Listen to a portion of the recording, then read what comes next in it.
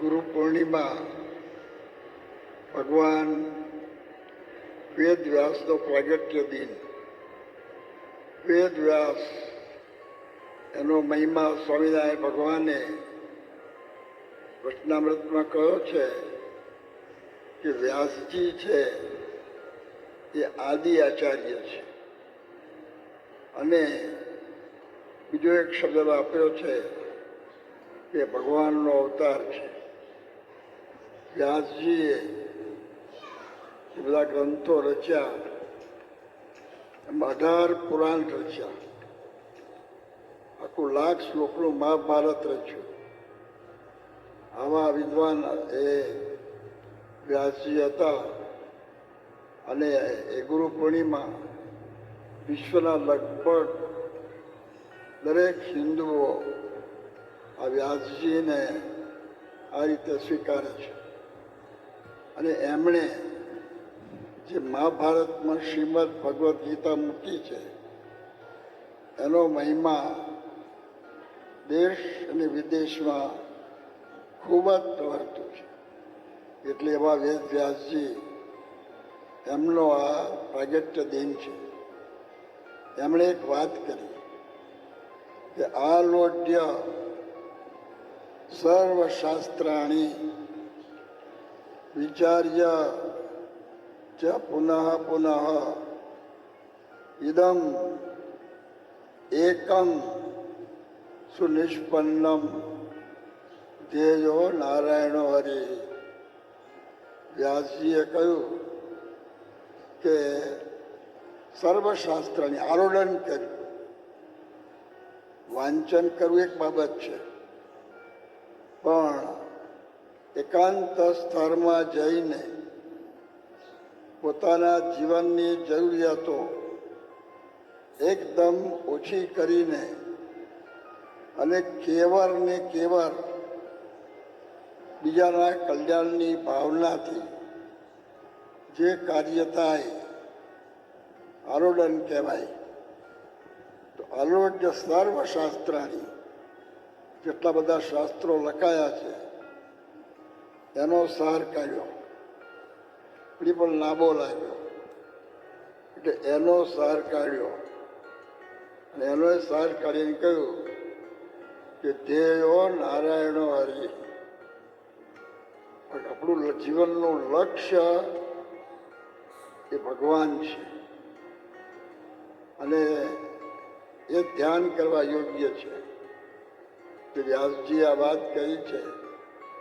હવે અને પુષ્ટિ માટે બધી વાત એમાં ગુરુનો મહિમા કહ્યો. તો એમાં કહ્યું કે ગુરુર બ્રહ્મા ગુરુર વિષ્ણુ ગુરુર્દેવો મહેશ્વર ગુરુર સાક્ષાત પરમ બ્રહ્મ તસ્મૈ શ્રી ગુરવે નમઃ. તો ગુરુનો મહિમા આ શ્લોક લગભગ કરોડો હિન્દુઓ દેશ અને વિદેશની અંદર આ બધા બોલતા હોય છે. તો હવે ગુરુનો આ મહિમા કયો છે. ગુણાયતન સ્વામીએ કહ્યું કે બીજે જે કામ એક કલ્પમાં થાય છે એ કામ આ સમાગમમાં એક દિવસમાં થાય છે. હવે કલ્પ એટલે 8 અબજ અને 64 કરોડ વર્ષ. એ કામ આ સમાગમમાં એક દિવસમાં થાય છે. આવો મહિમા એ આ ગુણાયતન સ્વામીએ કહ્યો છે, એ આ ગુરુનો કહ્યો છે. તો એ મહિમા એ ગુણાયતન સ્વામીનો મહિમા ભગતજી મહારાજ સમજ્યા. એક દરજી જ્ઞાતિના હતા, પાછા ગરીબ હતા, ગ્રહસ્થ હતા, કંઈ ભણેલા નહોતા. ભગતજી મહારાજે ધર્મ વિષયક એક પણ લેખ લખ્યો નથી, એક પણ ભજન લખ્યું નથી. પોતાનું નામ લખતા ને એ પણ બરાબર નતા લખતા. પોતે એકાદ કાગળમાં કંઈક સહી આવે છે તેમાં લખે દરજી પરાગજી, પ્રાગજી નહીં પરાગજી. હવે સાવ આમ બાહ્ય રીતે જુએ તો સામાન્ય કહેવાય, પણ શાસ્ત્રીજી મહારાજે એમને ગુરુ તરીકે સ્વીકાર્યા. આજે કોઈ પણ વ્યક્તિનો આદર કરવો એ આપણું દરેકનું કર્તવ્ય છે, પણ ગુરુ કરવા એ બહુ વિચારીને કરવાના. તો શાસ્ત્રીજી મહારાજ તો પટેલ જ્ઞાતિના હતા, પાછા મહા મહા મહાવિદ્વાન હતા, અત્યંત વ્યવહાર કુશળ હતા, બધી વાત જાણે, બધું જાત જાતની બધી જ વાત જાણે. એમણે ભગતજી મહારાજને ગુરુ તરીકે સ્વીકાર્યા. અત્યારે આપણે બોલી જઈએ છીએ, પણ એ જમાનામાં બોલવું બહુ અઘરું હતું. પણ એ બોલ્યા છે એવું નહીં, એમને એનો મહિમા હતો. એ કઈ વખતે આટલી ઇલાયચી આપી તો તરત જ શાસ્ત્રી મહારાજને વિચાર આવ્યો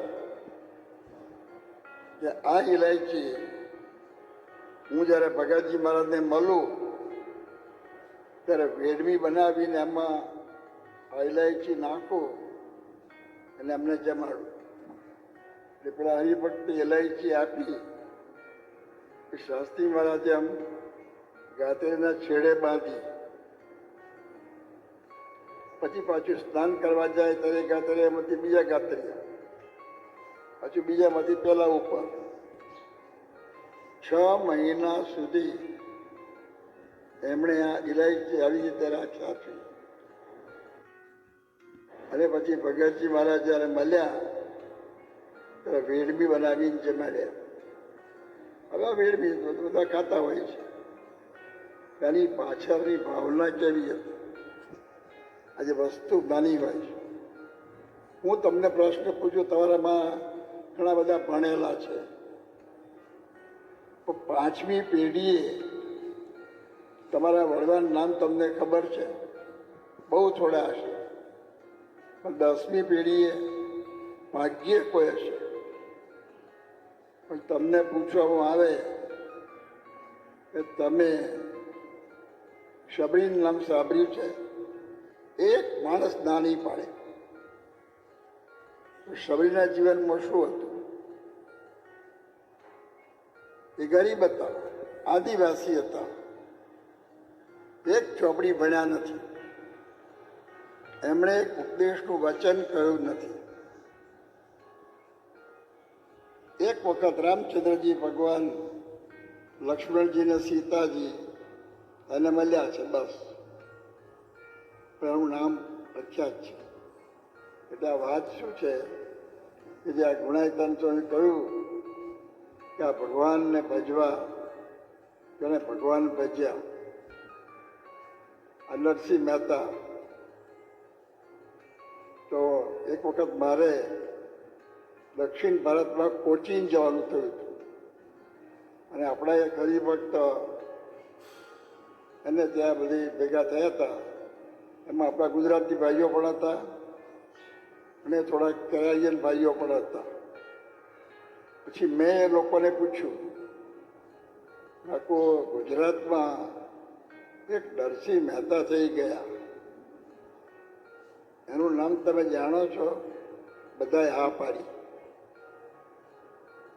હવે ક્યાં ગુજરાત અને ક્યાં કોચીન? તો નરસિંહ મહેતા. આ બધી વસ્તુ આપણે વિચારવાની જરૂરિયાત છે. જીવનમાં વધારેમાં વધારે મહત્વની વસ્તુ છે. અત્યારે આપણે સભા મંડપમાં બેઠા જ છીએ. હવે હું આ સોફામાં બેઠો છું, તમે બધા ઘણા બધા ખુરશીમાં બેઠા છે, કેટલાક નીચે બેઠા છે, કેટલાક બહુ સરસ કપડાં પહેર્યા છે, કેટલાક બધી કિંમતી વીંટીઓ પહેરીએ છીએ. મને એક ભાઈ મળ્યા હતા, 10 આગળ એ વીંટીઓ. એટલું નહીં, અહીંથી શરૂ કરી અને અહીં સુધી સોનાનું ઉકાળું આ દર્શન કરવા જોઈએ. મને મળ્યા હતા. કોણ પૂછે છે? બધા ભૂલી ગયા. તારા પૈસાને કોણ પૂછે છે? આવા શંકરાચાર્ય લખ્યું છે. શંકરાચાર્ય લખ્યું કે શરીરમ સ્વરૂપમ સદા રોગ મુક્તમ યશશ્ચારુચિત્રમ ધનમ મેરુતુલ્યમ ગુરોરંગ્રી પદ્મે મનશ્ચેદ લગ્નમ તથા કિમ તથા કિમ તથા કિમ તથા કિમ. શરીરમ સ્વરૂપમ, રૂપની કોમ્પિટિશન થાય છે, બ્યુટી કોમ્પિટિશન. કાંઈ રહેવાનું નથી. પગ તમે જુએ. એક ભાઈને તમે પધરામણી કરી હતી સાઉથ આફ્રિકામાં, તો એના ઘરમાં બાથરૂમ, એમાં પેલી આમ આમ પેલી અંદર લંબી બાથરૂમ આવે છે એવી, એ તો ઘણાના ઘરમાં હોય છે.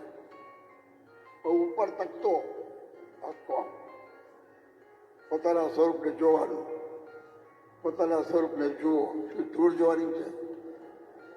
આમાં આ ટાઈફા કરે છે. એક બાજુ આવું ચાલે બધું. અત્યારે આ બધા તમે બધા જાત જાતના નવા નવા કપડાં લાવવાના, હેરસ્ટાઈલ. મને એક ભાઈ મળ્યા, એની ઉંમર 55-60 વર્ષની હશે. એના વાર બધા કાળા ભમ્બર જેવા, એક વાર સફેદ ના મળે. મેં એમને કહ્યું કે તમે તો કઈ વાર સફેદ નથી. મને કે રંગ્યા છે. શું રંગીને દૂર કરવાની? શું રંગવાનું? કોણ પૂછે તારા વારને? આ લોકો એમાંથી નવરા પડતા નથી. ભાઈઓ, સમયની કિંમત જાણો. આપણે ઘણી વાર પેલા કીર્તનમાં બોલે છે કે એક તારી એક પર જાય લાખની. એ જૂનું ભજન છે. અત્યારે વૈજ્ઞાનિકોએ જે વાત કરી છે એને આધારે હું વાત કરું છું. આપણી 1 સેકન્ડ જાય છે, ઓનલી 1 સેકન્ડ 15 કરોડ રૂપિયા જાય છે. આ મારા વચન નથી, પ્રોફેસર મોરોવિટ્સના વચન છે. આ કોઈ સામાન્ય માણસ નથી, વૈજ્ઞાનિક છે. આપણને દેખાતું નથી. આપણે આમ જોઈએ તો સ્થૂળ રીતે આમ તો કંઈ અમર છીએ, પણ આપણે સ્મશાન તરફ જઈ રહ્યા છીએ. 1 સેકન્ડ ગઈ, 1 મિનિટ ગઈ,